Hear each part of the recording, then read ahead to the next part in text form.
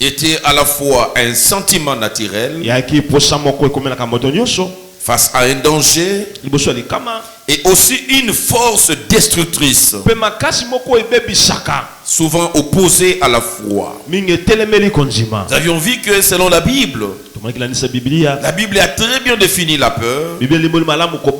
Oui, il ne s'est pas écarté de l'émotion. Il a parlé sur une émotion. Donc un sentiment naturel qui arrive face à un danger. Mais le plus important, la Bible nous dit, mais c'est une force. Une force destructrice. Parce que comment est-ce que la peur pouvait détruire l'esprit de quelqu'un, l'âme et son corps? Et la Bible a bien expliqué que la peur, quand nous parlons de la peur, c'est une puissance. C'est une force que peut-être nous ne prenons pas le temps à imaginer. La peur peut ébranler quelqu'un, peut détruire quelqu'un, peut enfermer quelqu'un et peut amener quelqu'un dans la tombe. C'est pour cela que nous parlons de la peur, pas seulement pour vanter la peur, mais nous parlons de comment vaincre la peur. Nous devons vaincre la peur chaque jour. Pourquoi vaincre la peur chaque jour? Parce que chaque jour, tu feras face aux choses, aux situations, aux événements qui vont te terroriser, qui vont te faire peur. C'est pour cela que ce n'est pas un hasard. Les études bibliques ont révélé que l'expression n'aie pas peur est repris dans la parole de Dieu 365 fois. 365 fois dans la Bible. 365 fois dans la Bible. C'est écrit n'aie pas peur. Cela veut dire Dieu a prévu cette parole pour chaque jour de ta vie, parce que tu as 365 jours dans l'année et chaque matin il faut que tu puisses avaler cette parole qui te dit n'aie pas peur. Lundi, n'aie pas peur. Mardi, n'aie pas peur. N'aie pas peur. Peur, samedi, n'aie pas peur, dimanche, n'aie pas peur, du 1er janvier au 31 décembre, il y a une parole qui t'accompagne et qui te rappelle en face de tous les défis que tu seras confronté, n'aie jamais peur. Amen. N'aie jamais peur. Tout sur la terre va provoquer la peur dans ta vie. Beaucoup sont morts avec leurs capacités parce qu'ils avaient peur de commencer. Nous avons peur de toutes choses. Peur de la vie, du lendemain, peur de réussir, peur d'être rejeté. Nous avons toujours peur. Et la peur devient notre sauce de chaque jour. Et nous sommes appelés à le vaincre. Nous devons vaincre la peur. Nous devons vaincre la peur. Cela est très important. Et nous avions dit alors, comment vaincre la peur? Avant de continuer, nous allons lire ce verset. Matthieu 14. Matthieu chapitre 14. Verset 22 à 31. Verset 22 à 31.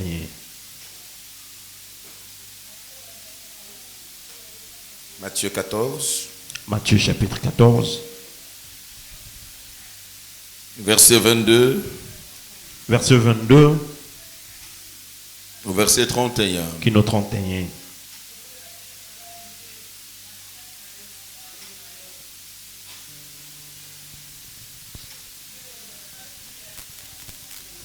Nous lisons au nom du Seigneur.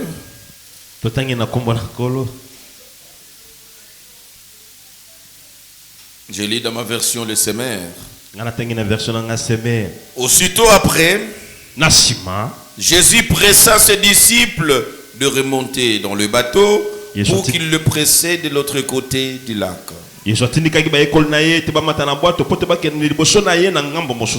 Pendant qu'il renverrait la foule,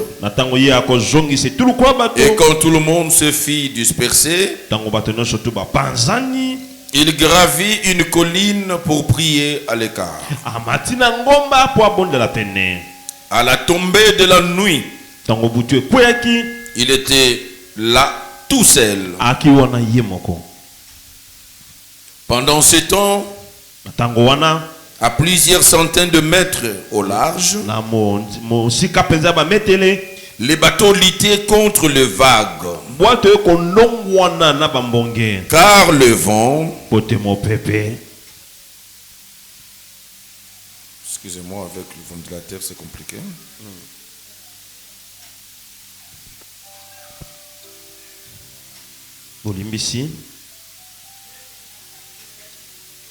Car le vent était contraire. Vers la fin de la nuit, Jésus se dirigea vers ses disciples en marchant sur les eaux du lac. Quand ils virent marcher sur l'eau, ils firent pris de panique. C'est un fantôme, dirent-ils. Et ils se mirent à pousser de cris de frayeur. Mais Jésus leur parla aussitôt. Rassurez-vous, leur dit-il. C'est moi. N'ayez pas peur. Alors Pierre lui dit, si c'est bien toi, Seigneur, ordonne-moi de venir te rejoindre sur l'eau. Viens, lui dit Jésus. Aussitôt Pierre descendit du bateau et se mit à marcher sur l'eau en direction de Jésus. Mais quand il remarqua combien le vent soufflait fort, il prit peur, et comme il commençait à s'enfoncer, il se cria, Seigneur, sauve-moi. Aussitôt Jésus lui tend la main et le saisit. Ta foi est bien petite, lui dit-il. Pourquoi as-tu douté? Voilà, un jour, Jésus va traverser avec ses disciples. Mais les contraintes personnelles l'exigent à pouvoir libérer ses disciples un peu plus tôt. Ils vont prendre la barque, ils vont commencer déjà à partir, à le précéder. Il va disperser la foule qui l'entourait. Et la Bible dit, alors Jésus va prendre un temps de recueillement, un temps pour prier, un temps pour chercher Dieu. Et dans l'entretemps, les disciples avec la barque avaient vraiment avancé. Et le premier élément dans ce texte, on nous dit, c'était à la tombée de la nuit. J'étais en train de dire, très souvent, ce qui amène la perte dans notre vie, c'est l'obscurité, c'est les ténèbres. Quand les ténèbres arrivent dans la vie de quelqu'un, quand l'obscurité épaisse arrive dans sa vie, l'homme sort dans son confort de confiance et il commence à exprimer la peur. Voilà des hommes qui étaient avec Jésus, des hommes qui ont reçu l'ordre de Jésus. Ils ont reçu la barque pour aller avec Jésus, la barque de précéder Jésus sur les eaux. Ils avaient Jésus. C'est Jésus qui les envoie. Il leur donne même le moyen pour pouvoir le précéder. Mais quand la nuit arrive, la nuit a tendance à nous faire oublier que Jésus existe.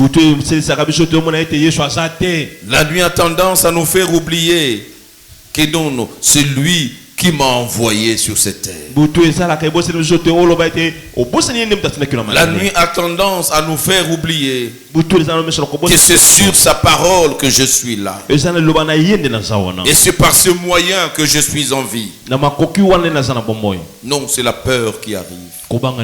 Parce que quand il fait noir, la particularité du ténèbre de la nuit, on ne sait plus voir, sinon on ne sait plus bien voir. Et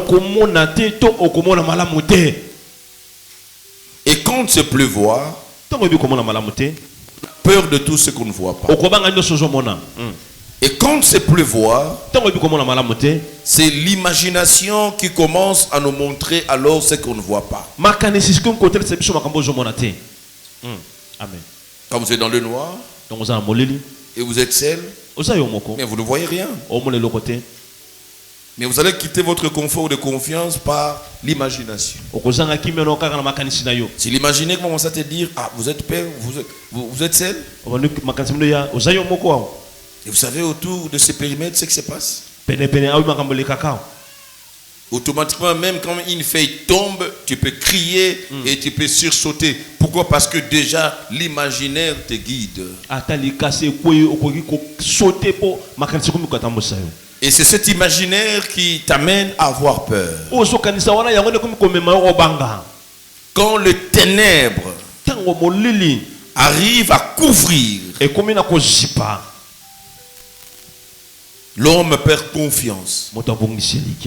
Les disciples ont fait preuve, ils ont oublié qu'ils avaient Jésus, Jésus les suivait et Jésus n'était pas loin, c'est Jésus qui les a envoyés, il les a promis qu'il va les suivre. Comment tu peux avoir peur pendant que tu sais que le Seigneur est avec toi? Comment tu peux avoir peur si tu sais réellement que c'est sur sa parole que tu es en train de marcher, de vivre et d'être soutenu? Pourquoi tu dois avoir peur? D'où viennent nos peurs? C'est quand nous comprenons d'où viennent nos peurs que nous pouvons savoir comment les vaincre. La peur nous domine tellement au point que même quand la solution commence à arriver, nous sommes loin. Il y a une place ici devant. Amenez quelqu'un ici.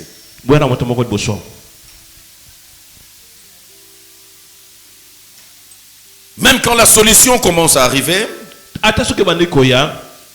la solution peut encore enflammer notre peur. C'est ce qui s'est passé. Quand Jésus commence à arriver, quand la solution commence à venir, mais parce que dans les ténèbres on ne voit pas, soit on ne voit pas bien, et on va confondre Jésus par un fantôme, et on commence à crier davantage. Attention quand le cri devient très fort et très amer, quand la douleur monte encore, ça peut être aussi un signe que la solution n'est plus loin, la solution est au point d'arriver. C'est quand Jésus était plus près d'eux Ils ont encore crié. Et bien aimé, quand on perd le confort spirituel de la foi, c'est le dimanche passé, la paix ne marche pas de pair avec la foi. Le seul signe qui te montre que tu as perdu la foi, c'est la peur. Et l'homme qui perd la foi tombe dans la peur et perd le repère. Le repère, c'est dans la parole qui nous donne la foi. Et quand on perd alors la foi, nous tombons dans la confusion. La peur s'installe et cette peur va nous dominer. On ne voit plus. Et pourtant Jésus était déjà en train de venir. Et bien aimé, quand la peur te domine,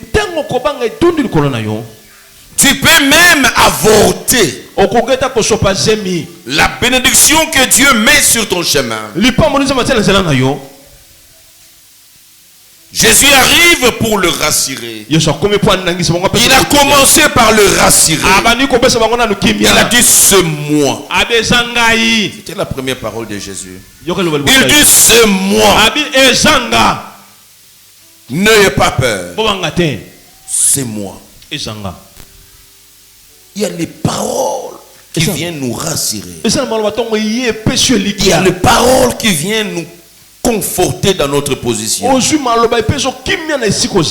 Et des paroles qui viennent même nous réconforter. Il le rassure ce moi. Quand Christ le dit ce moi, non, il n'a pas arrêté la paix au même moment. Mais il a commencé par leur dire c'est moi. Christ commence par le rassurer. Il leur dit c'est moi. J'aimerais dire à quelqu'un qui est en train de vivre ce peur, le Seigneur ce matin veut te dire que c'est lui qui est avec toi. J'aimerais dire à quelqu'un, peu importe ce que tu traverses, le Seigneur est avec toi.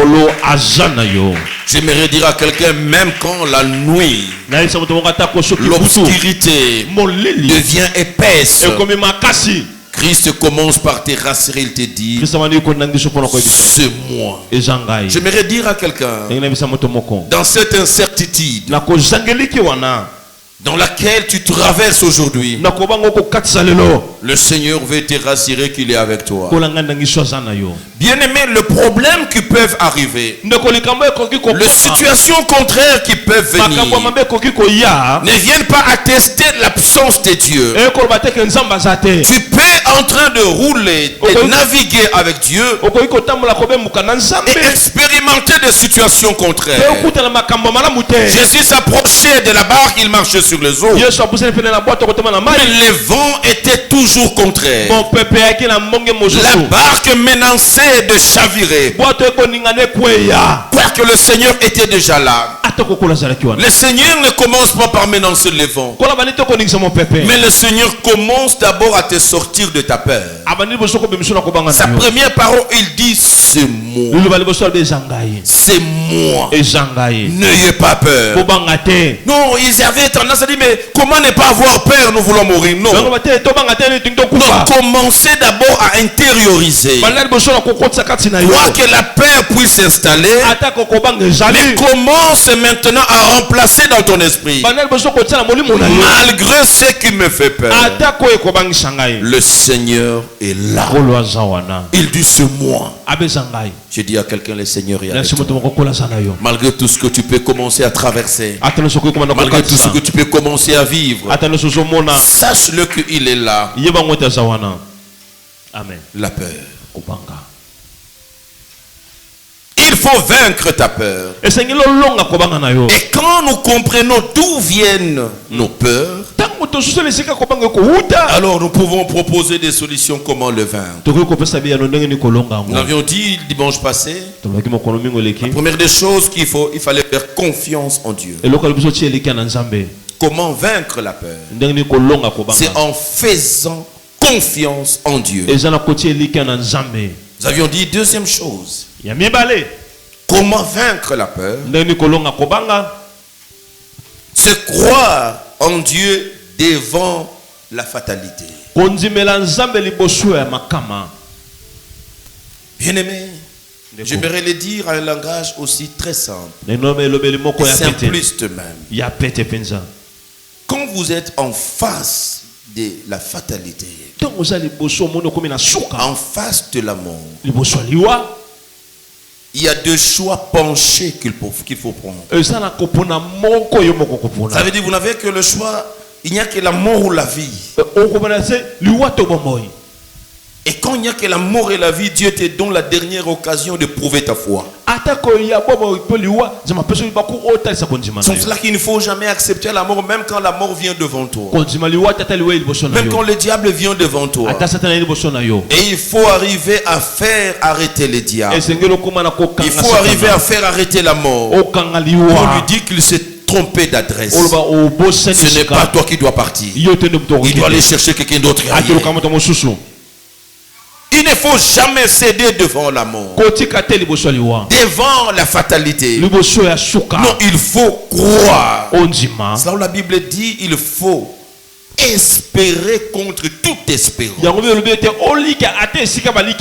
Si ce qui bat le plein, c'est l'espérance de la mort, il faut espérer contre l'espérance de la mort. Dans une peur extrême, il n'y a que cette posture de la foi qui peut te sortir. Crois encore en Dieu. Même quand tu sens que la voix est en train de partir, comme si le souffle est en train de te quitter, bien-aimé, tu as encore l'occasion d'arrêter ce souffle qui est en train de partir, de revenir en toi, parce que tu vas croire, même en étant dans les comas, que ton esprit croit que tu vas sortir. Amen. C'est la peur qui t'envoie. Avant la mort a commencé à laisser le testament. De toutes les façons, tu écris le testament pour nous laisser quoi?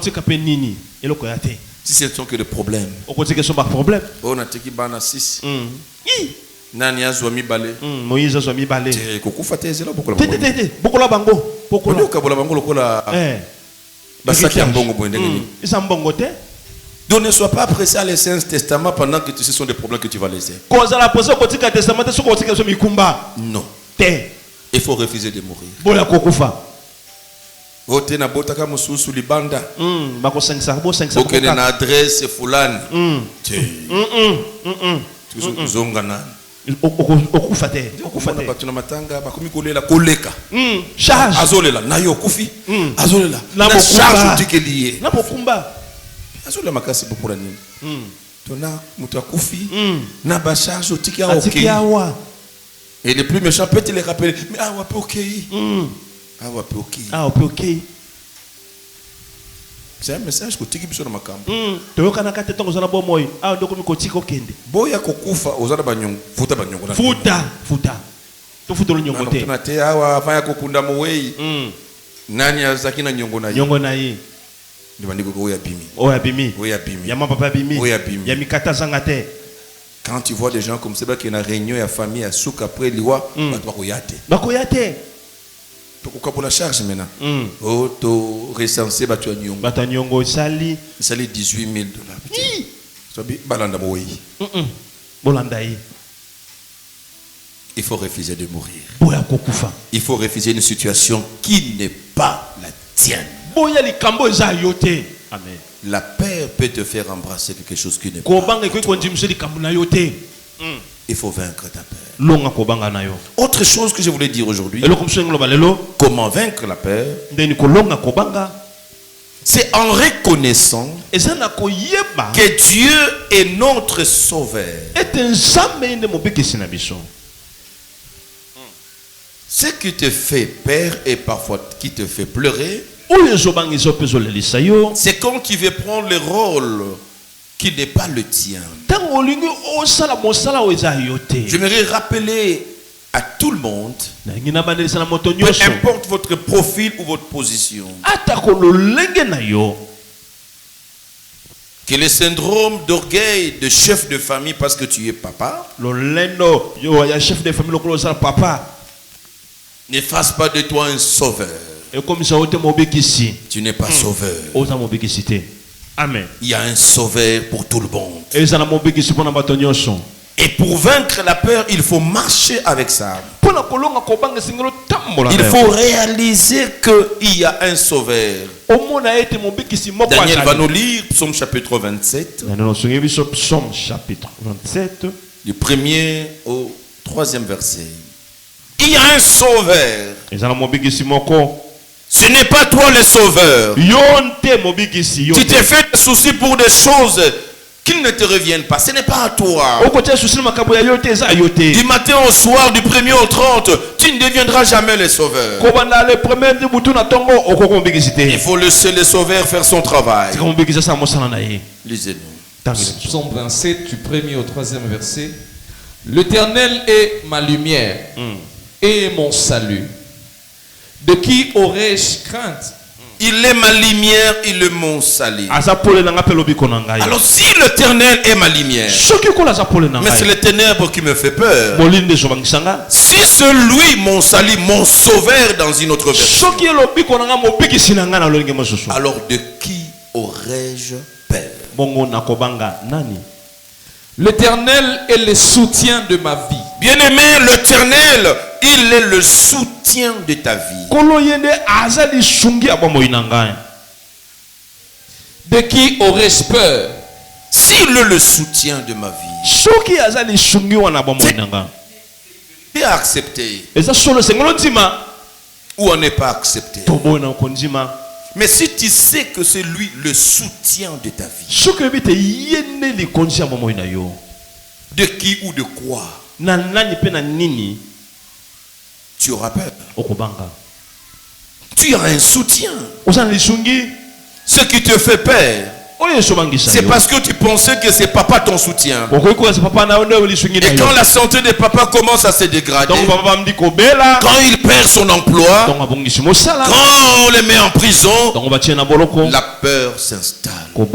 Tu te dis que ton père n'est pas ton soutien. C'est l'Éternel qui est ton soutien.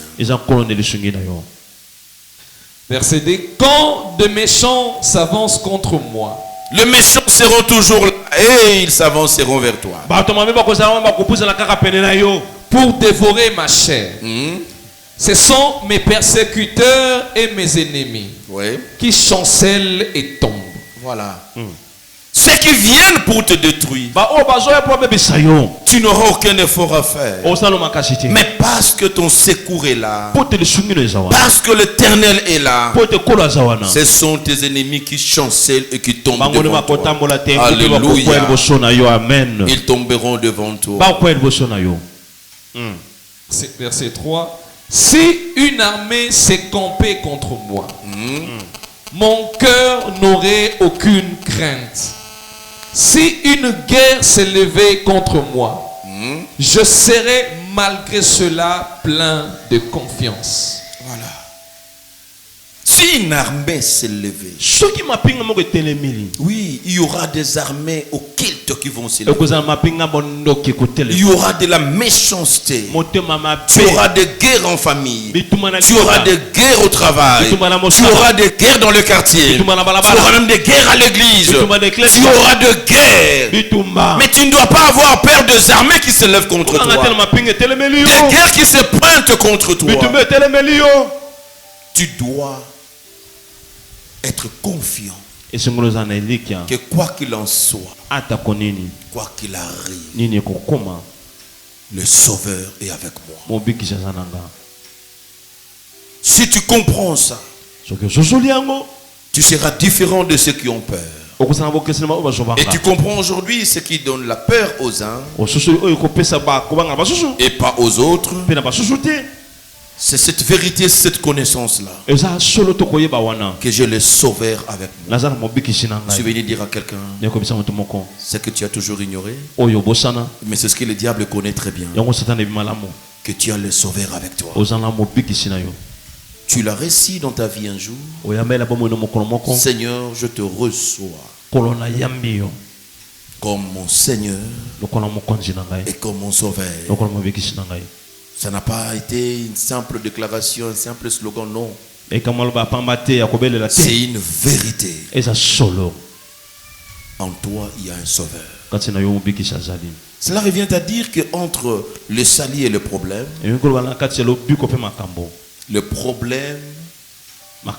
vient en retard. J'aimerais dire à quelqu'un, entre le problème et la solution et les salut, ce n'est pas le problème qui vient en premier. C'est l'ignorance qui t'amène à penser que le problème qui arrive, tu dis, non, je suis venu te dire, avant que le problème n'arrive, la solution était déjà là. Le Sauveur était déjà là. J'aimerais dire à quelqu'un que ton problème arrive en retard. C'est ça la sagesse infiniment variée de Dieu. Une situation qui te guette, qui te fait peur. Curieusement, la même situation a peur de ce qu'il voit en toi. Et pourquoi tu as peur? Pourquoi tu as peur? Je l'ai dit, c'est comme ces concrets-là. C'est ça la vie de chrétien. C'est ces concrets-là qu'on a mis dans une bouteille vitrée. Qu'il connaît. J'explique. Les éléments de peur. Ce que tu vois. Et ce que tu connais. Les concrets-là, il voit. Une masse de poules de corps qui cherchent un concret là pour manger. C'est ce qu'il voit. Ce qui détruit ta paix. Qui installe en toi la peur. C'est ce que tu vois. Deuxième chose, c'est ce qu'il connaît. Qu'est-ce qu'il connaît? Que les coqs et les poules mangent le concret là. Donc elle est une victime, une proie entre leurs mains. C'est ce qu'il connaît. Ce qui a installé la peur, c'est l'ignorance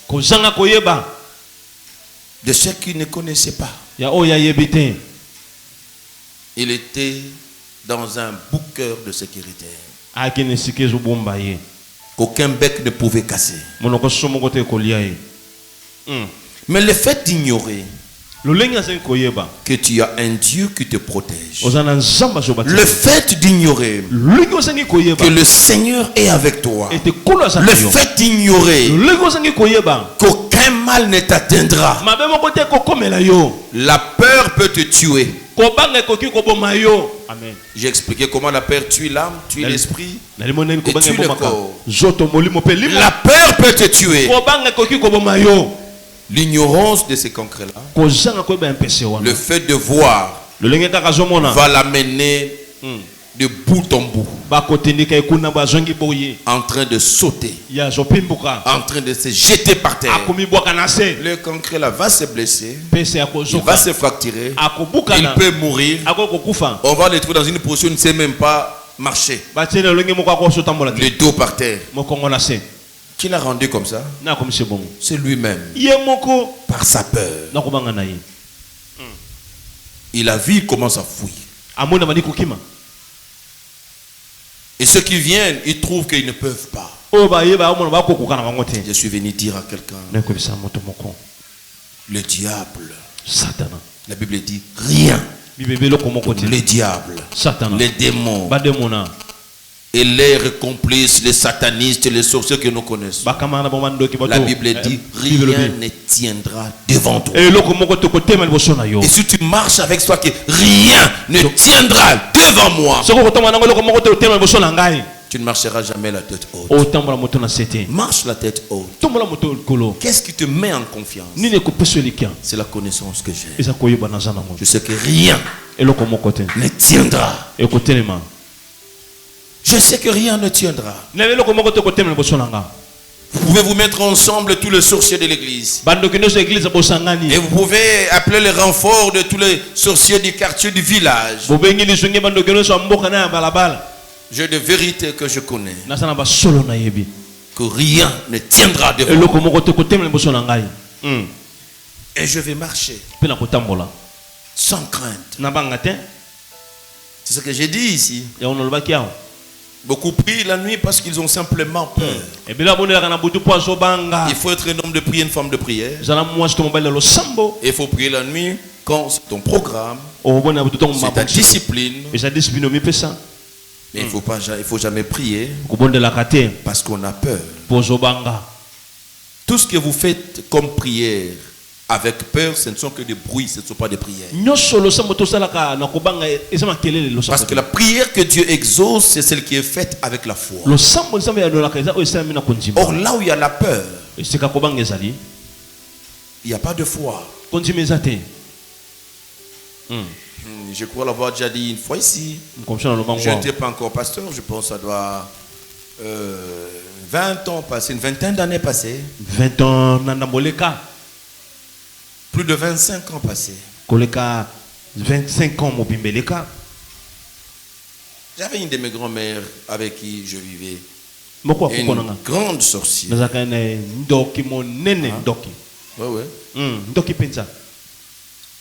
J'étais encore à ce temps-là simple intercesseur. Je ne vivais pas à la maison, je vivais à l'église. Parce que j'ai quitté notre maison. J'avais 13-14 ans. 13 ans, 14 ans. J'étais à l'église. Vous n'avez pas le temps de servir Dieu. Nous, on dormait à l'église. Et pas sur des lits, sur des nattes, par terre. On servait Dieu. C'est depuis cet âge-là que j'ai quitté chez nous jusqu'à aujourd'hui.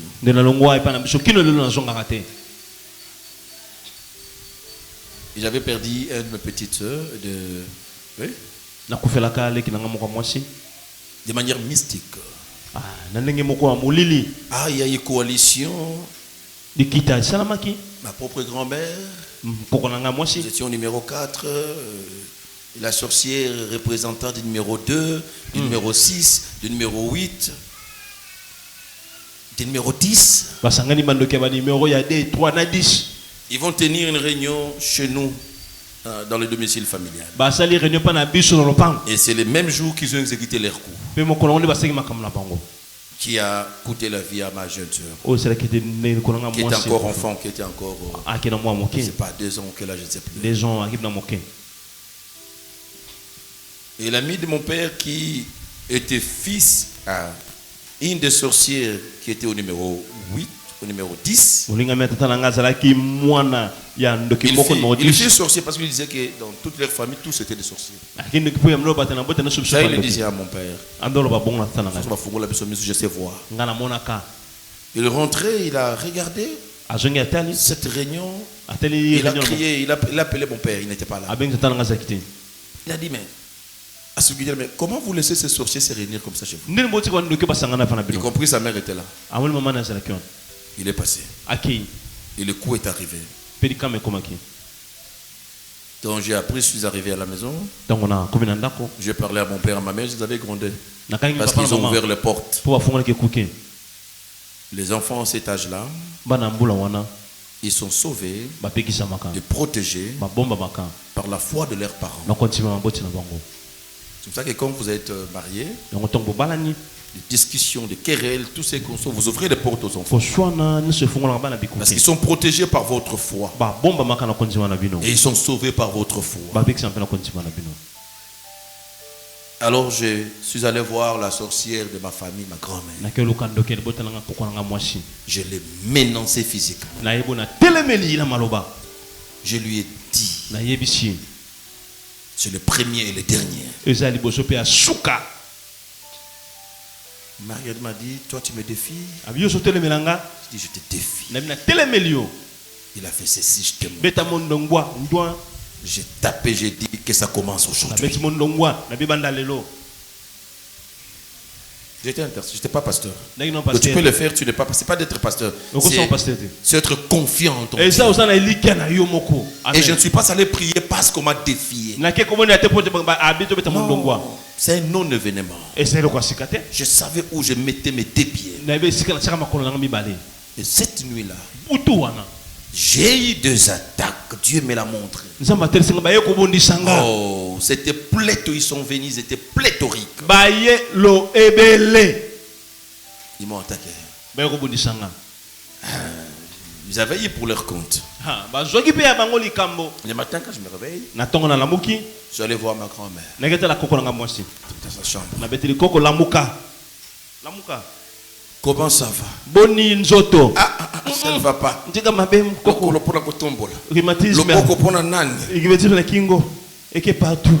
Je lui ai dit, tiens, pour ton compte.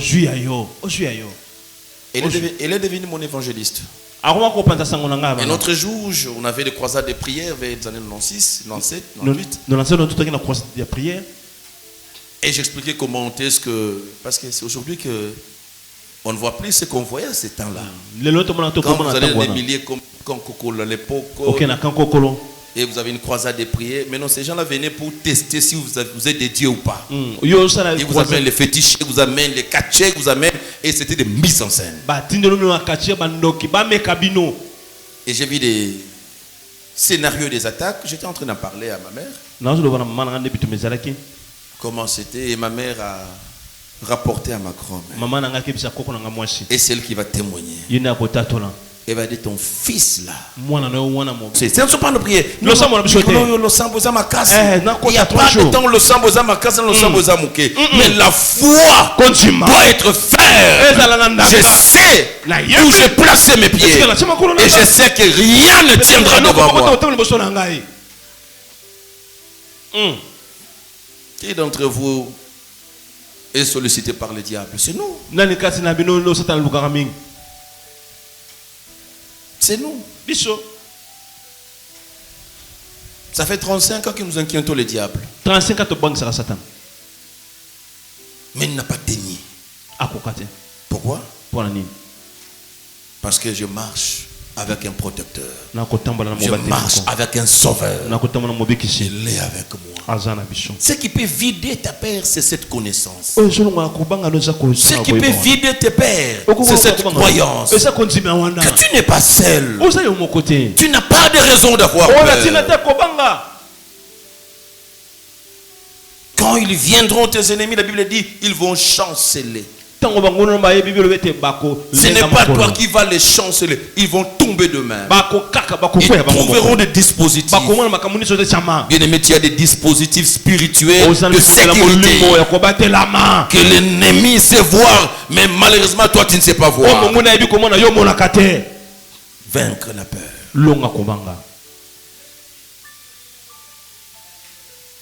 Autre chose, c'est en prenant Dieu comme un refuge. Tu dois prendre Dieu comme ton refuge. Psaume 46. Le verset 2 et le verset 3. Le verset 2 et le verset 3.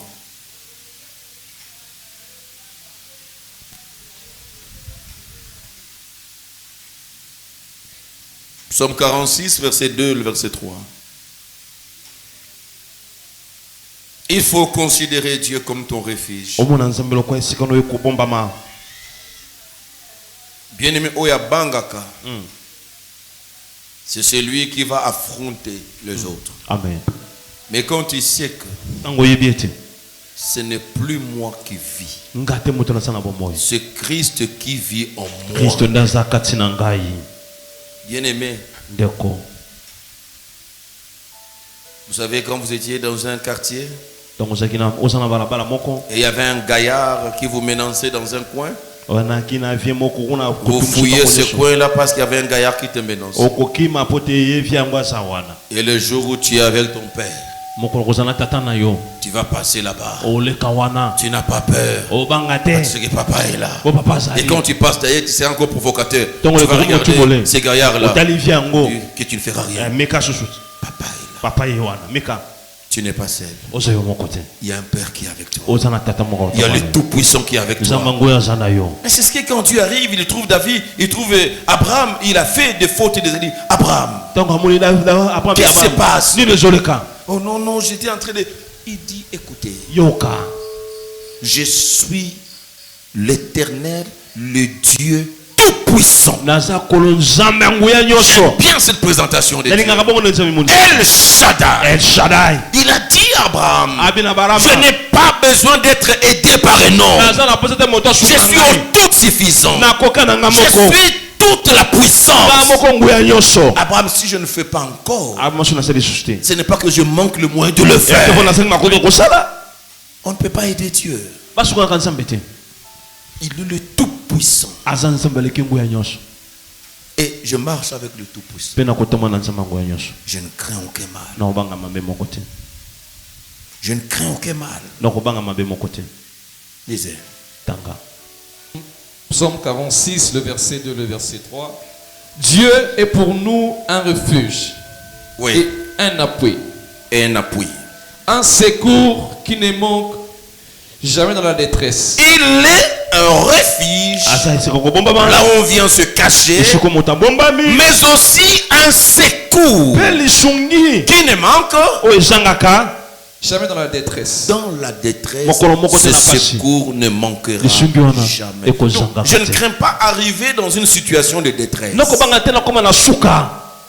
Mais ce qui me motive, pourquoi je n'ai pas peur, parce que je sais, même dans une situation de détresse, il est le secours qui ne manque jamais. Amen. Il y a des détresses qui arrivent et le secours ne vient pas. Il y a des secours, il faut prendre le téléphone pour appeler, pour que la police intervienne. Et si le téléphone est lobat, si tu n'as pas de crédit et si tu appelles, celui qui devait décrocher somnole, le secours ne viendra pas. Il y a des situations. Je me rappelle quand je commençais le début de ma vie, quand je louais un studio de ce côté-ci en bas, et c'était le théâtre des criminels à un certain moment. Je me rappelle un jour, le criminel était dans notre voisinage et dans la parcelle, j'ai pris le téléphone pour appeler la police. Et une détonation que j'ai entendue devant ma porte, le téléphone est tombé. Du moment où tu connais le numéro mais tu n'as pas moyen d'appeler. Ah, ça c'était des armes que nos policiers n'avaient pas. Une arme de guerre qui a fait une détonation, maman, téléphone est couillé. Et je ne dis plus, je dis mais téléphone est couillé. L'homme me dit maintenant allô. N'avant de kimia. Donc il y a des moments, s'il faut compter sur les téléphones, sur des gens qui seront injoignables. Il n'y aura pas moyen de les atteindre. Mais tu as quelqu'un. La Bible dit, il est le secours qui ne manque jamais dans la détresse. C'est ça notre Dieu. Il me dit que le malheur atteint souvent le juste. Souvent. Cet adverbe, souvent. Cela veut dire tout le malheur ne nous atteigne pas. Mais quoi que le malheur nous atteigne souvent, mais sa délivrance est toujours. Il y a tous ces malheurs, malheureusement, ça ne nous atteint pas. Mais avec quelques malheurs qui vont t'atteindre, sa délivrance est permanente, toujours. Qui sera toujours un Dieu permanent. Mais alors tu auras peur de quoi? Qu'est-ce qui t'inspire la peur? Le lendemain ne doit pas t'inspirer la peur. L'incertitude, l'issue de cette situation médicale qui est confuse, où le médecin commence à tâtonner. ne doit pas faire envoler ta foi. L'Éternel te connaît. Il dit dans Luc que tu ne perdras même pas. Tu ne perdras aucun de tes cheveux. Bien aimé. Le Dieu non seulement qui connaît tes cheveux, mais c'est un Dieu qui en connaît même le décompte. Il dit même pas un de tes cheveux. Tu ne peux pas avoir peur du lendemain en regardant ton âge aujourd'hui. Je l'ai dit, il n'y a que Dieu qui connaît ton âge plus que tout le monde. Ta mère connaît les jours. Elle connaît approximativement l'heure, même la minute. Mais Dieu peut te parler. C'était à quelle seconde, c'était à quel tiers. Ne rappelle pas à Dieu ton âge, il te connaît mieux que toi-même. Il dit tu ne perdras même pas un cheveu. Les dieux qui contrôlent le nombre de mes cheveux. Toi qui portes ta grosse tête là avec tes cheveux là. Est-ce que tu connais le nombre de tes cheveux? Regarde un peu à quel niveau tu es. Tu as des cheveux dont le décompte tu ne connais pas. Le Dieu qui connaît le nombre de tes cheveux. C'est ce Dieu-là que tu as des doutes. Parce qu'une situation contraire arrive. Non. Non, Pierre. Pierre dit sur ce toit. Si ce toit. Donc cela veut dire que je ne suis pas sûr que ce toit. Le manque de la foi. Pas que c'était lui dit, il pose la question. Si ce toit, il a vu, il n'a pas crié. Il a entendu la voix, il n'a pas crié. Il demande une troisième preuve. Si ce toit. Ordonne que je vienne. Il a ordonné, viens. Quand il a écouté maintenant, viens. Ça a boosté sa foi. Il sort sans réfléchir et commence à marcher. Bien aimé, vous ne marcherez jamais sur les eaux en faisant des analyses. Vous ne marcherez jamais sur les eaux de votre vie en philosophant. Parce qu'il dit viens.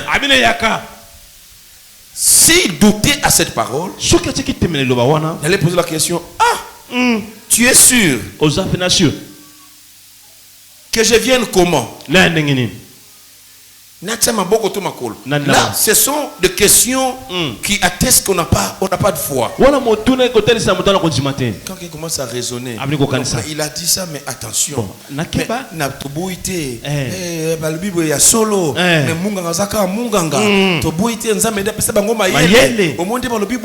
Écoutez, la foi c'est une folie. La foi n'a rien de raisonnable. La foi c'est une folie. Si tu veux déplacer les montagnes dans ta vie, il faut entrer dans la folie de la foi. Mais si tu fais appel à tes notions scientifiques, tu vas dire que non, c'est pas possible. Devant les eaux, il a étudié toutes les notions des pesanteurs des eaux. Il a dit non. Mais il a cru à la parole. C'est ça la foi. La peur se vide quand on croit. Il a cru. Parce qu'il a cru, il a marché. Et après avoir marché, il commence à raisonner. On ne raisonne pas quand on est déjà sur l'eau. Il commence à raisonner. Il commence à regarder. Il a raisonné. Il a regardé. C'est fini. Si tu sors là, tu arrives ici, c'était pas fini. Et tu commences à raisonner. Tu es sur l'eau. Bien aimé. Il y a des moments où il faut refuser des pensées de manière contraire. Je suis déjà sur l'eau. Je reste là. Je crois à ce qui m'a mené de la barque jusqu'ici. Qu'est-ce qui t'a amené depuis? jusqu'ici. Ce Dieu a marché. Tout le monde a les empreintes de Dieu. Regarde-toi bien, tu verras, il y a un témoignage de Dieu. Ce témoignage doit te servir toujours de motivation. Si avec ces dieux, je quittais la barque jusqu'ici, je suis sûr avec le même Dieu, je vais marcher sur cette eau jusque là-bas. C'est pas pour que Dieu fait des choses dans nos vies. C'est pour motiver notre foi. Il est celui qui fait et il va faire encore.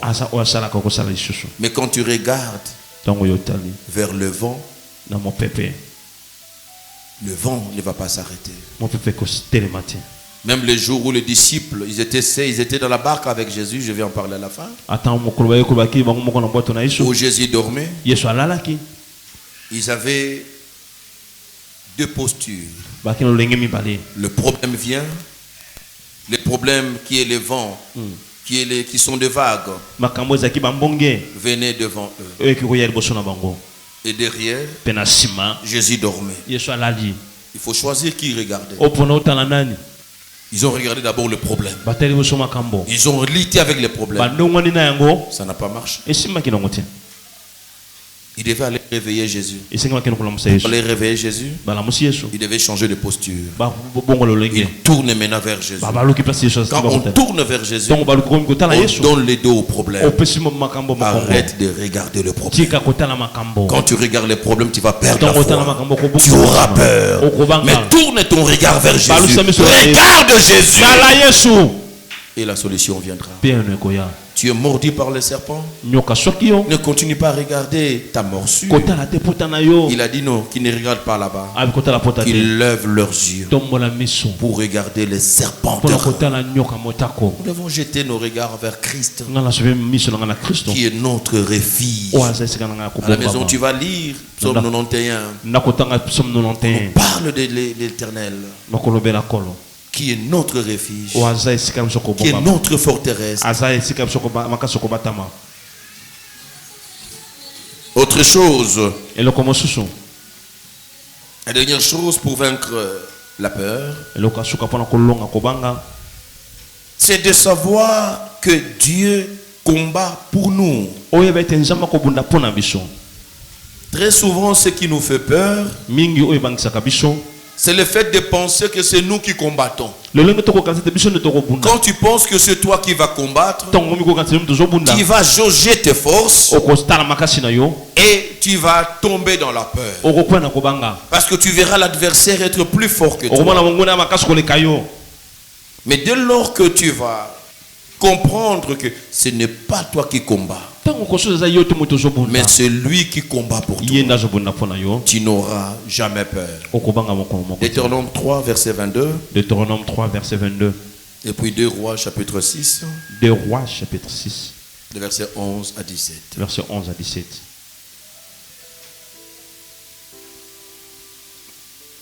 Tu dois savoir que c'est Dieu qui combat pour toi. Ne regarde pas la taille de tes ennemis. Ne regarde pas leur hauteur. Ne regarde pas ce qu'ils sont. Mais tu dois savoir, il y a quelqu'un qui combat pour toi. Lisez. Deutéronome 3, verset 22. Ne le craignez point. Oui. Car l'Éternel, votre Dieu, combattra lui-même pour vous. Ne le craignez pas. Car l'Éternel, votre Dieu, il n'a pas besoin même de ton secours. Combattra lui seul pour toi. Et s'appuie sur leurs chars. Il s'appuie sur leurs chevaux. Mais toi, tu as l'Éternel des armées. Lui seul combattra pour toi. 2 Rois. 2 Rois chapitre 6, le verset 11 à 17. Le roi de Syrie en eut le cœur agité. Il appela ses serviteurs et leur dit: ne voulez-vous pas me déclarer lequel de nous est pour le roi d'Israël? L'un de ses serviteurs répondit: personne. Ô roi mon Seigneur, mais Élisée le prophète qui est en Israël, rapporte au roi d'Israël les paroles que tu prononces dans ta chambre à coucher. Et le roi dit, allez et voyez où il est, et je le ferai prendre. On vint lui dire, voici il est à Dothan. Il y envoya 2 chevaux de chars et une forte troupe qui arrivèrent de nuit et qui enveloppèrent la ville. Verset 15. Le serviteur de l'homme de Dieu s'éleva de bon matin et sortit. Et voici une troupe entourait la ville avec de chevaux et de chars. Et le serviteur dit à l'homme de Dieu, ah mon Seigneur, comment ferons-nous? Il répondit, ne crains. Le Syrien se fâche, dit mais c'est pas possible. Comment tout ce que nous arrêtons comme plan? Quand il dit que nous allons descendre demain à 18h, nous allons prendre la voie X pour le contourner. Dieu parle à son serviteur, le prophète Élisée. Il va dire au roi, ne prenez pas cette route-là. À 18h, vous serez surpris par les ennemis. Et il envoyait toujours des gens pour voir ce que le prophète disait, si cela était vrai. Et ça se faisait exactement. Au point que le roi appelle ses collaborateurs. Il dit, mais qui nous trahit? Il y a un taupe au niveau de nous. Il dit non. C'est pas que nous ayons des traîtres, mais l'homme de Dieu qui est en Israël. Tout ce que tu parles dans ta chambre à coucher, il en parle au roi. Il t'écoute dans son esprit. Il dit alors cet homme il est où? Il est à Dothan. Il envoie son armée pour en finir avec ces rois. Pourquoi le problème t'arrive? Est-ce parce que tu as mal fait? Quand tu fais la volonté de Dieu, quand tu fais l'œuvre de Dieu, quand tu es dans la logique de Dieu, il y a des problèmes qui vont te suivre. Simplement parce que tu ne marches pas avec les diables. Si tu ne rencontres pas les diables sur ton chemin, tu fais route ensemble avec lui. De temps à temps, les combats sont de lampes témoins qui continuent à te signaler que tu es dans le bon chemin. Tu marches avec Dieu. Et si le diable ne te combat plus, c'est que tu es dans son camp déjà. Ils viennent pour combattre le roi. Et maintenant, le roi dormait tranquillement. La paix quand on a confiance en Dieu. On dort. Donc les autres s'agitent dans des prières, ils s'échauffent. Prières de peur. Mais lui il dort. Son serviteur se réveille le matin. Il sort le visage. Il a vu qu'ils étaient déjà entourés par l'armée. Il dit il a eu peur. Qu'est-ce que nous allons faire? Il rentre chez le prophète. Il dit nous sommes cuits. Il a dit quoi? Nous sommes encerclés. L'armée de Syrie nous a encerclés. C'est fini, nous sommes perdus. Le roi le regarde. Le roi lui dit, tu as vu seulement leur armée? Ceux qui sont avec nous sont plus puissants, plus nombreux que cette armée que tu viens de voir. Il a dit non, c'est leur armée. Il y a des choses, tu n'as pas de prière d'autorité à faire. Parce que dans la peur, tu vas faire les prières d'autorité. Mais la confiance en Dieu te fera faire une prière sans prière d'autorité. Le prophète fait la prière. Il dit, Seigneur, ouvre mon serviteur les yeux. Dieu l'ouvre les yeux. Il a vu que ceux qui les ont entourés et aussi été entourés par une grande armée de Dieu. Il a dit, waouh! C'est cette sécurité que nous avons. D'où vient la peur? Quand on ne voit pas spirituellement, quand on perd la vision spirituelle, on peut se faire peur pour rien. Oh, na monika neti na kufi. Na monika ka esili. Parce que nga moko na moni résultat ya scanner. Munga ngala kisinga ba poumon ici toboki. Munga na okota na bomoni na ngambo wana kuna. Gris. Cette peur-là, toi Toi, tu n'as vu que le poumon. Tu n'as vu que le scanner. Mais ce que tu ne vois pas, c'est le réparateur de brèches. C'est celui qui a créé les... Si tu veux te limiter sur ce que le médecin dit, tant mieux. La foi est une ferme assurance des choses qu'on espère, une démonstration de ce qu'on ne voit pas. Il faut appeler à l'existence les choses qui n'existent pas. N'aie pas peur. Chaque fois qu'une situation vienne qui soit contraire, ça doit être un motivateur et ta foi. S'il n'y a pas de problème, comment Dieu va se glorifier? Dieu a besoin de la gloire. Vous savez que quand dans ta vie tu n'as plus de quoi louer Dieu, tu n'as plus de quoi adorer Dieu, quand Dieu sent que maintenant ton adoration commence à baisser, ta louange commence à baisser, vous savez, quand Dieu veut provoquer l'adoration, Dieu peut créer un problème. Il va créer un problème dans ta vie, il va te tourmenter et in fine il va démontrer sa force. Et quand tu verras sa main, tu vas rentrer dans l'adoration. Tu viendras encore l'élever. Donc Dieu utilise tout ça. Sinon la Bible dit qu'il est le consommateur de notre foi.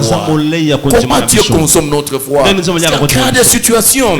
S'il n'y a pas de situation contraire, tu ne vas pas utiliser la foi. Et tu ne vas pas consommer notre foi. Ah, si tu manges le fruit, Dieu mange la foi. Et quand Dieu a faim, il a besoin de manger ta foi. Il va créer une situation qui va t'embarrasser, docteur.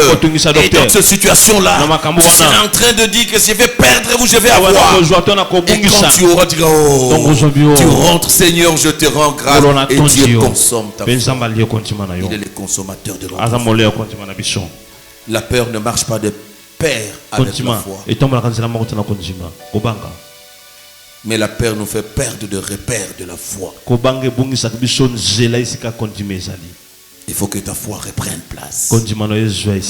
Je vais finir par vous dire en un seul mot deux choses. La première, c'est la conséquence de la peur.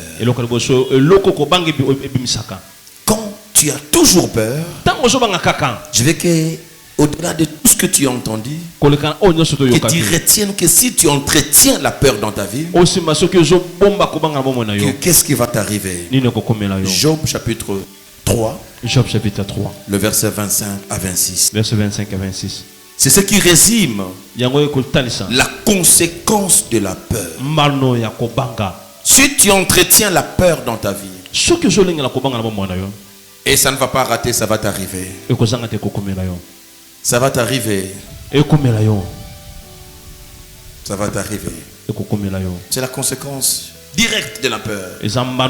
Écoutez ce que dit la Bible. Job 3, 25 à 26. Job 3.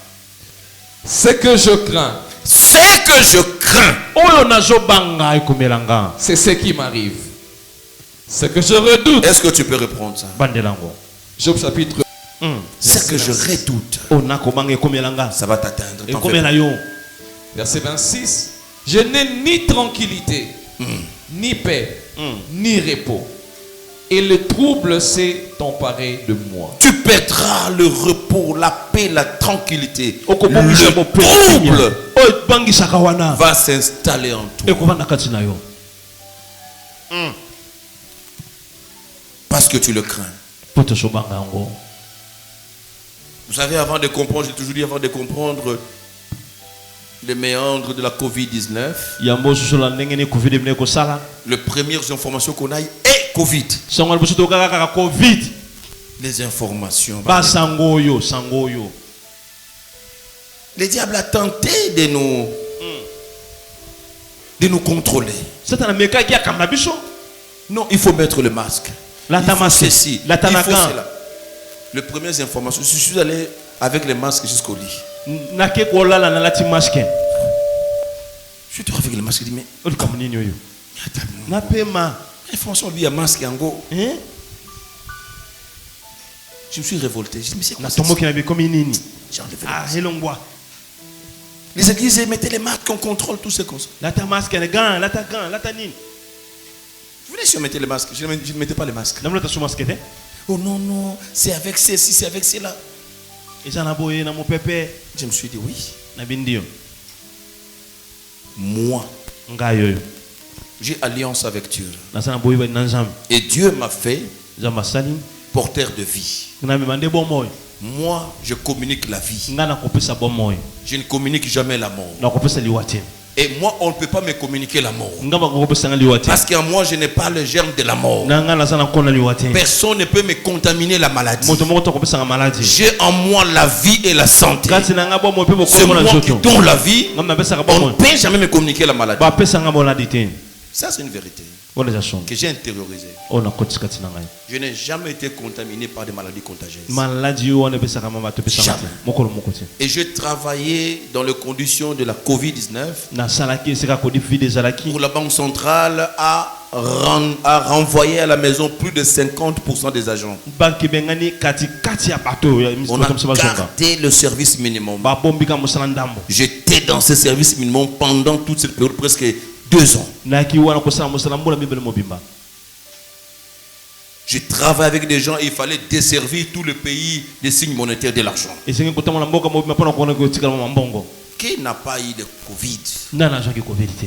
C'est presque tous les collègues. Il n'y a pas un test que j'ai fait dans la vie comme de Covid parce que chaque mouvement de voyage, il faut Covid. Il faut test.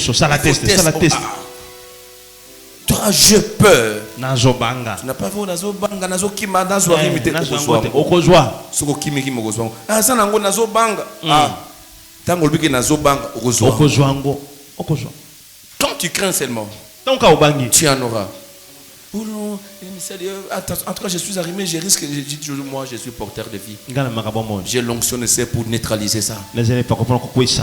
Non, c'est pas parce que mon épouse est enrhumée qu'il va me communiquer la. Non, c'est pas parce qu'il a ce. Non, non, c'est pas possible. Je suis donneur de vie. Ça, c'est une vérité qu'il faut intérioriser. Tu marcheras sans peur.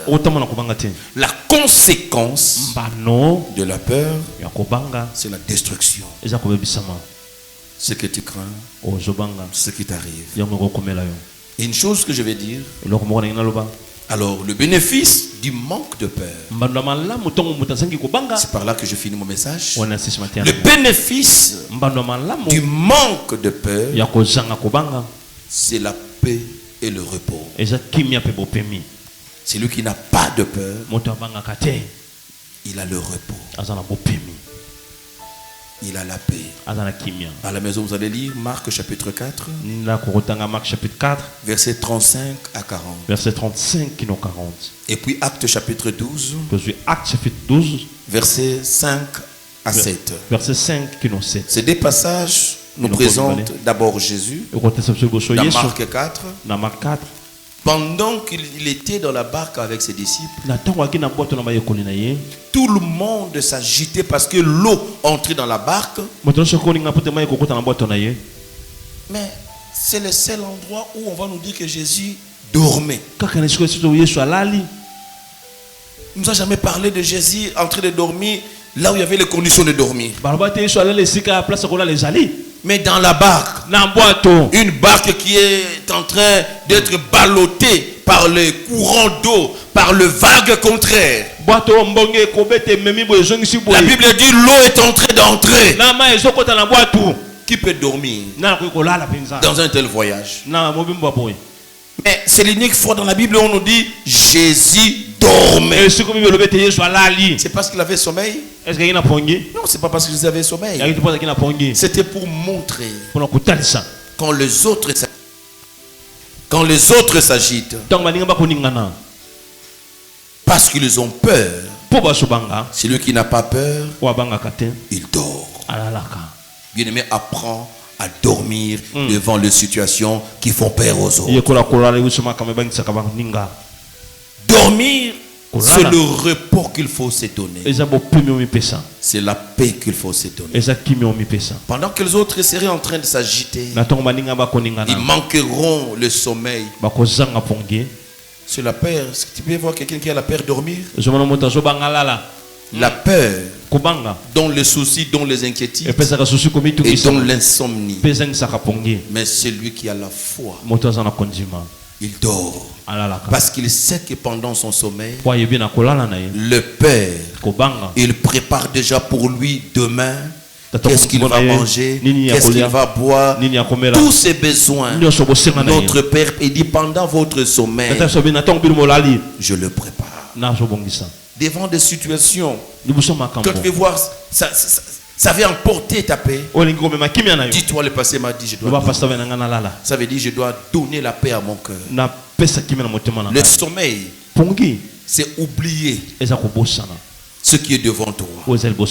Oublie l'amener à dormir là où les autres ont de l'insomnie. Et on l'a trouvé en train de dormir. Est-ce que c'est normal dans cette situation tu peux dormir? Dieu a envoyé son ange. Ce n'est pas parce qu'il avait prié. Parfois, le profil de confiance va bouger le ciel en ta faveur.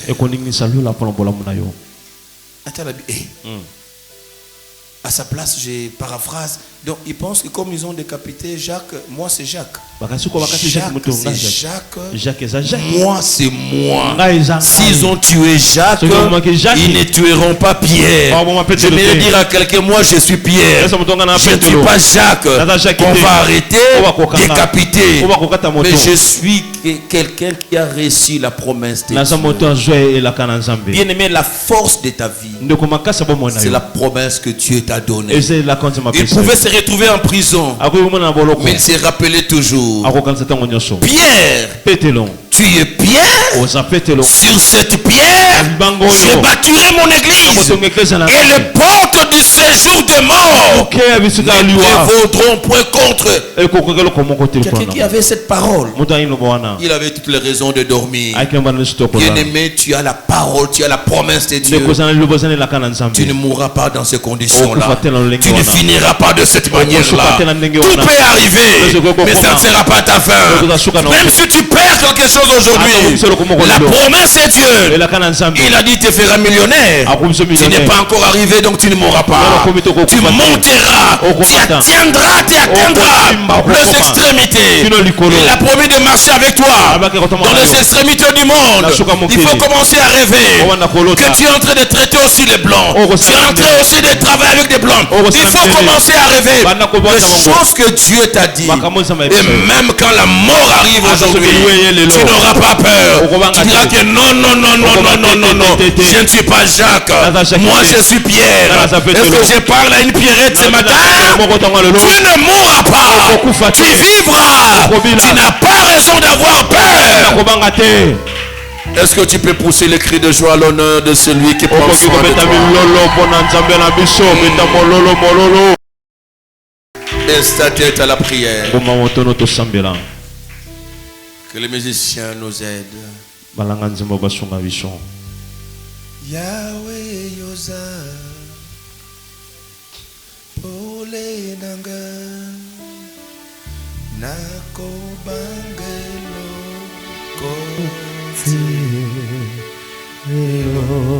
Kote Yahweh Yosa Ngambo Nanga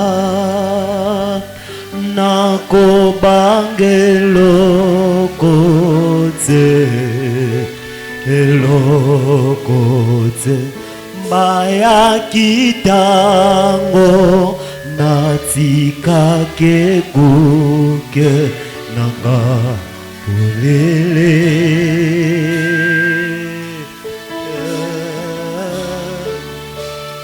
Masala Kinyoso Poba Kotisa Bomoinanga Namolili Kasi molimo azongisi Helikiana motema. Chantez plus fort. Église chantez. Yahweh, Yahweh Osa Polenanga Nako Bangeloko Elokote Yahweh oza nangambo nanga nanga nako bangelo te elokote baena bastratégie ya sikae bae pena bingambe ya sikae mabongisi baplana bango balengeli makambo nako kasinga na tatoli Yahweh oza oleranga nako bangelo kote elo Yahweh oza ngubananga nakobanga te nakobangelo kona biso plus jamais de peur nakobanga lisusu te car tu es celui qui nous restaure. Plus jamais de peur. Tu es celui qui verse même le cœur de roi comme de l'eau. Je n'aurai plus peur de mon dossier. Je n'aurai plus peur de mon employeur. Je n'aurai plus peur de mon patron. Je n'ai plus peur. Je n'ai plus peur de ce que le médecin a dit. Il a dit ce qu'il a appris. Mais ce qu'il ne connaît pas, c'est ce qu'il n'a pas appris. J'ai appris que c'est par te meurtrissure que l'homme est guéri. J'ai appris qu'à la croix tu as crié Tétélestai. Tout est accompli. C'est fait, c'est accompli. Il n'y a plus rien à retrancher. Il n'y a plus rien à ajouter. J'ai appris que tout celui qui est né de Dieu triomphe du monde. J'ai appris que je triomphe du monde. Je triomphe de la maladie. Je triomphe de la mort. Je triomphe de l'échec. Je triomphe de la malédiction. Tout celui qui est né de Dieu triomphe. J'ai appris que ce n'est plus moi qui vis, mais c'est toi qui vis en moi, tel que tu es, tel que je suis. Tu n'es pas malade, je ne suis pas malade. Tu es la vie, je suis la vie. Tu es le feu, je suis le feu. Tu es la gloire, je suis la gloire. Alléluia. J'ai appris, je n'ai plus peur. Je n'ai plus peur du lendemain. Pendant mon sommeil, tu t'occupes de mon lendemain. Tu sais par quelle route je passerai. Tu sais le défi que je vais affronter. Pendant mon sommeil, tu prépares tout ce dont j'aurai besoin. Je ne crains plus rien. Seigneur, dépose la foi dans le cœur de ma soeur. Dépose la foi dans le cœur de ma soeur. Dépose la foi dans mon cœur. Seigneur, donne-nous la foi au-delà de nos défis. La foi qui dépasse la taille de nos montagnes. Que la peur ne puisse plus dominer. C'est fini. Le diable, c'est la peur. C'est fini. La peur n'a plus de place. La peur n'a plus de place. Je bénis ton nom pour la vie de ma soeur qui vient de changer. Je bénis ton nom pour la vie de mon frère qui vient de changer. Je bénis ton nom, l'Éternel Dieu Tout-Puissant. Je bénis ton nom, le roi de rois, le Seigneur des seigneurs. Tu nous rassures parce que tu es El Shaddai, le Dieu tout-puissant, qui nous rassure. Dieu, elle est lion, le Dieu très haut. S'il y a des montagnes hautes, mais toi tu es le Dieu très haut. Seigneur, je ne crains aucun mal. Même quand je traverse dans la vallée de l'ombre de la mort, je ne crains aucun mal. Je sais que 1000 tomberont à gauche, 10 000 tomberont à droite, mais moi, mais toi, nous ne serons jamais atteints. Nous ne serons jamais atteints. Je sais que tu es là. Je sais que tu agis. Je sais que tu agis. Tu nous couvres de ton ombre. Alléluia. Alléluia. Il est merveilleux notre Dieu. La paix vient de quitter le cœur de quelqu'un. Et là tu es en train de sentir la paix gagner ton cœur. Tu es en train de sentir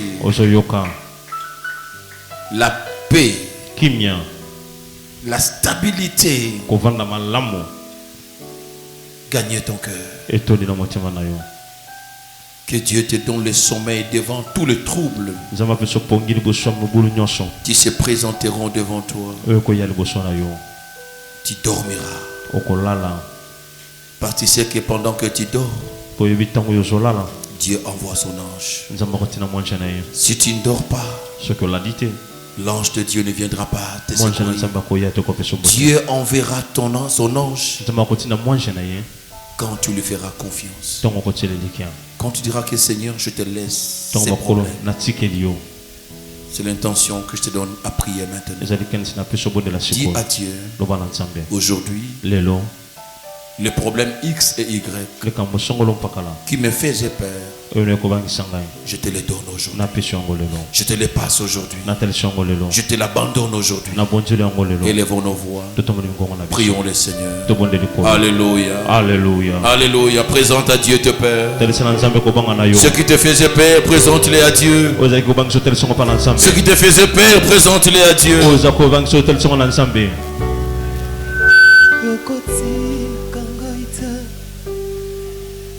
Yokozala nangai, yokobwaka ngai te, nayebi okozala nangai, tika ngai naumela, nabozalisi na yo, po motema na ngai eloba, ngai nalingaka yo. Yokotika ngai te, yokozala nanga, yokobwaka ngai te, zala nanga, tika ngai naumela, nabozalisi na yo, po motema nanga eloba, Yahweh, ngai nalingaka yo, tikanga.